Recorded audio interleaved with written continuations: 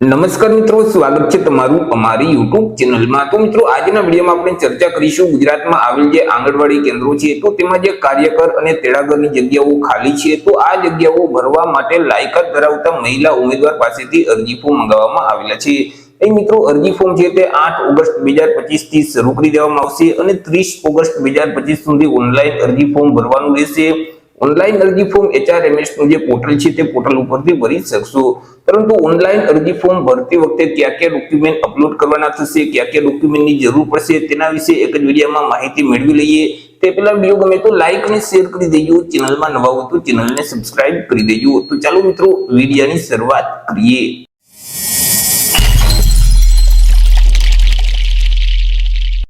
જરૂરી ડોક્યુમેન્ટ વિશે વાત કરીએ તો કે અરજી ફોર્મ ભરતી વખતે સૌથી પહેલા તો તમારે સ્વ ઘોષણા પ્રમાણપત્ર એટલે કે સેલ્ફ ડિક્લેરેશન ફોર્મ છે તે તમારે અપલોડ કરવાનું રહેશે। હવે આ જે સ્વ ઘોષણા પ્રમાણપત્ર છે તે ક્યાંથી મેળવવું, તેના માટે ફોર્મ કેવી રીતે ભરી શકાય તેની વિગતવાર માહિતી આપતો એક વિડીયો છે તે આપણે અલગથી અપલોડ કરી દેશું।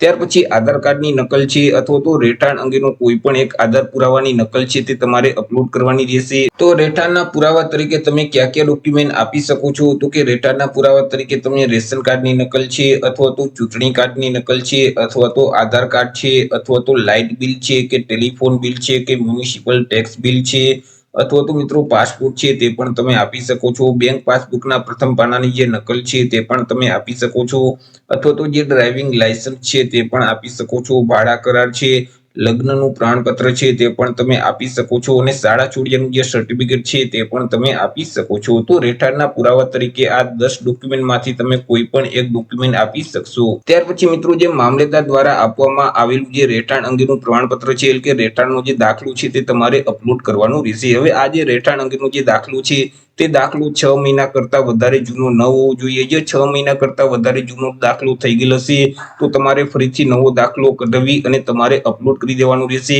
મામલેદારનો આ રહેઠાણ અંગેનો દાખલો કેવી રીતે મેળવી શકાય તેના વિશે ઓલરેડી આપણે એક વિડીયો છે તે ડિટેલમાં અપલોડ કરી આપેલ છે। ત્યાર પછી મિત્રો, જન્મ તારીખનો દાખલો અથવા તો LC એટલે કે શાળા છોડ્યાનું જે પ્રમાણપત્ર છે આ બંનેમાંથી કોઈ પણ એક ડોક્યુમેન્ટ તમારે અપલોડ કરવાનું રહેશે। ત્યાર પછી મિત્રો, અનામત વર્ગમાં આવતા હોય તો જાતિનો દાખલો જો માગે તો તે તમારે અપલોડ કરવાનું રહેશે। ત્યાર પછી ધોરણ 10માની માર્કશીટ છે તે પણ તમારે અપલોડ કરવાની રહેશે। ધોરણ 12માની માર્કશીટ છે તે પણ તમારે અપલોડ કરવાની રહેશે અને પાસપોર્ટ સાઇઝનો જે ફોટોગ્રાફ છે તે તમારે અપલોડ કરવાનું રહેશે। તો મિત્રો, આંગણવાડીમાં જે તેડાગર અને કાર્યકરની ભરતી બહાર પાડવામાં આવેલી છે તો તેમાં ઓનલાઈન અરજી ફોર્મ ભરતી વખતે તમારે આટલા ડોક્યુમેન્ટ અપલોડ કરવાના રહેશે। તો આશા રાખું છું વિડીયો પસંદ પડ્યો હશે। વિડીયો પસંદ પડ્યો હોય તો લાઈક અને શેર કરી દેજો, ચેનલમાં નવા હોય તો ચેનલને સબસ્ક્રાઇબ કરી દેજો। ફરી મળીશું એક નવા ટોપિક સાથે એક નવા જ વિડીયોમાં। ત્યાર સુધી જય હિન્દ, વંદે માતરમ।